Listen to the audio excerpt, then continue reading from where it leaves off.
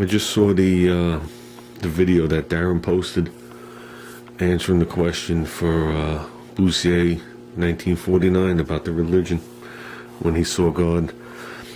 And I don't even want to type an answer to, something like that. It definitely looked like a very hard video for him to do. I give you credit, Darrin. I'm not going to tell you I'm the most religious person in the world, but anytime you want to talk religion, I'm sure there's plenty of people like me out there that'll listen to you. You go back to my childhood. My childhood wasn't that great either. When I was 6 years old, my father lost his sight. Never could figure out why. Going to church, doing catechism, asking the teachers. Nobody had any answers. Then I got a little bit older, and my two oldest brothers, which were dating two sisters, believe it or not, were both getting married. And they were getting married approximately, I think the dates were set for like 10 months apart from each other. So my oldest brother gets married. Everything's fine. My brother, 2 years younger than him, is working for the telephone company, and he gets transferred down to Florida. Okay, now he has his wedding set, the whole everything. Everything at the church and all the stuff. So he gets transferred down to Florida. He moves down to Florida in the Clearwater area. And he decides, they were dating, since they were children. They decide they're going to push the wedding up 6 months since he's moved away. So he comes back up here and the church wouldn't accept it. The church accused my sister-in-law-to-be of being pregnant and refused to marry him. And me, I was, 12 years old? And I couldn't understand it. And I know my brother found himself another church, and a small church, and they married him. And everything went on. But I remember going to my religious instruction teacher and asking them, I'm trying to explain how I felt and trying to ask them the question of what happened, and they had no answer for me. And I remember going to the priest and asking him. He had no answer for me. And at that point, I finished up what I had to do with my religion, with my catechism, and I walked away because I could never understand why the church did that to him. And it was a very, very, very long time before I walked back into the church. When my wife was pregnant with a little guy, I decided, okay, we were going to raise him Catholic because I'm Catholic. My wife isn't. But, we went back and forth deciding what religion to choose for him. We chose to raise him Catholic because I'm Catholic, and the majority of the people in my neighborhood were Catholic, so we figured it would just be an easier transition. So I refused to go back to that church because I never set foot in it again. So I went to another church in the next neighborhood. Went there, everything was nice. We sat through the, whatever you call it, I don't remember what you call it when you sit there when you're pregnant and they do all the stuff and they talk to you. And I remember the father saying, if anybody had any additional questions, just please stay after. And everybody stood up and we sat there. And he came walking over and he goes, I knew you two were going to stay there. He goes, I could see it in your face. He goes, what's up? And I explained to him. I said, I explained to him how I felt from my past. I explained to him that I was born and raised Catholic, that I'm choosing to raise my son Catholic, but my wife is Jewish. Is this going to be a problem? And he stood there and looked us in the face. He sat down.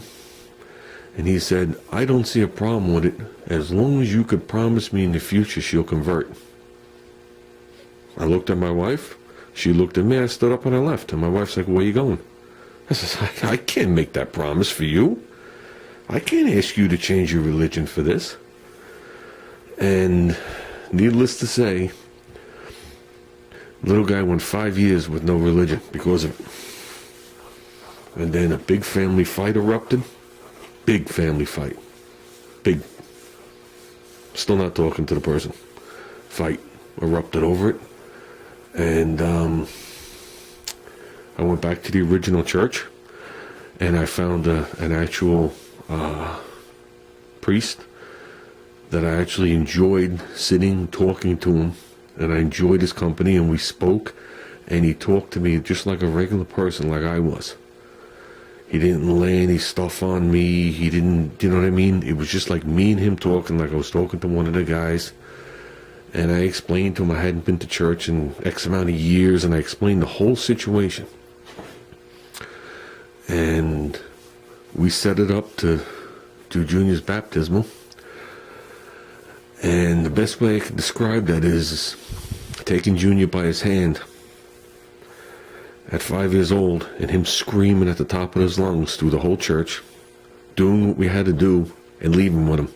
It was like we were exercising him. And with that, I actually started to go back to church with my son. Obviously, I wasn't going to ask my wife to come along. And it's odd, too, because I don't know if anybody knows the Jewish religion. In the Jewish religion, a child that's born with the mother being Jewish is automatically accepted as Jewish. If it's the other way around, it's a little different. But to make a long story short, that got me and Junior back to church. And, we would go there. I'd take him there every Sunday morning. And every Sunday morning we would sift through the service. We would stay in the back. You know what I mean? Because I had to relearn what to do. And I just figured it'd be a nice thing for him to do, even though he didn't quite understand what was happening. It would just be a nice thing for him to do, to be amongst the people and to see, what was happening. And then afterwards, they had like a big gazebo set up on the lawn, and they served bagels and juice. And that hooked Junior. I don't even mean to laugh, but let me tell you something. He couldn't wait for church to be over to run out there and get a bagel. So, like I said, Darrin, it sounds like you've been through a lot. I agree with you. Church is just a building. It's what you believe. You know what I mean? It's what you believe. I mean, I don't know what your beliefs are. But just dealing with you, I can tell you're a good person. And usually, I don't want to word it wrong. Like I said, I don't know how you were before you had the incident that you talk about with the rim and all that other stuff. I didn't know you back then, obviously. I just know after the rim incident, it seems like you found an inner peace with God. And I think somewhere deep inside me, I think I found one too. And I think I take that with me when I'm dealing with like customers and stuff like that. Like I said, with me, you could joke about religion, you could do whatever you want, because what you say and how you feel, meaning not you in general, just anybody, doesn't affect me one bit on the way I feel. Just like I've always talked about with the cars. If you hate it, that don't mean I have to hate it.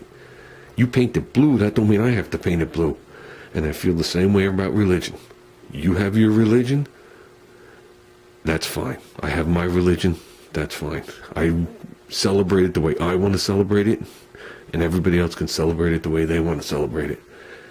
And I don't see a problem with that, even though some people do. And you're right. Talking about religion and politics is an instant fight. So, like I said, Darrin, I give you a lot of credit for making the video. You're a good person.